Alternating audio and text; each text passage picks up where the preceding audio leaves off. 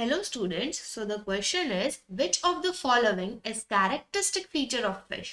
Question में ये पूछा गया है कि इनमें से कौन सा कैरेक्टरिस्टिक फीचर है फिश का।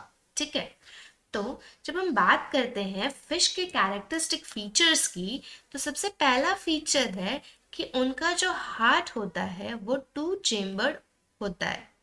ठीक है, और उनके पास क्या होता है, एक एट्रियम होता है एंड एक वेंट्रिकल होता है।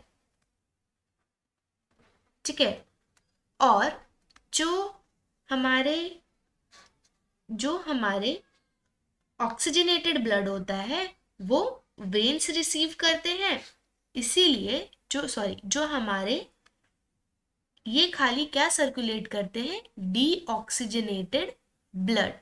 ठीक है, और ये जो डीऑक्सीजनेटेड ब्लड होते हैं वो रिसीव कौन करता है, तो वेन्स।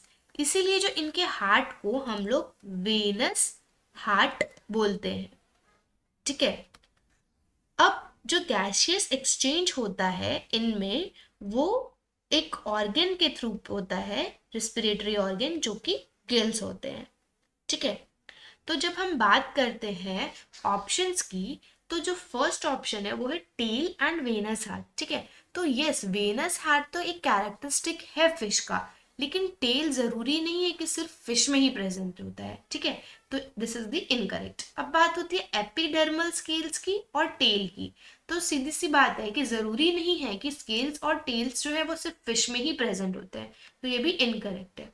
फिर जब हम बात करते हैं वेनस हार्ट और गिल्स की, तो यस, ये एक कैरेक्टरिस्टिक फीचर है, क्योंकि जो फिश होता है उसमें सिर्फ डीऑक्सीजनेटेड ब्लड ही घूमता है उनके वेन्स में, इसीलिए हम उसको वेनस हार्ट बोलते हैं, और वो लोग रिस्पायर थ्रू गिल्स करते हैं, इसीलिए वो सही है। When we talk about gills, तो यस, गिल्स है उसका कैरेक्टरिस्टिक फीचर, लेकिन एपिडर्मल स्केल्स सिर्फ इसी का फीचर नहीं है। So the correct answer is option C, venous heart and gills. Thank you.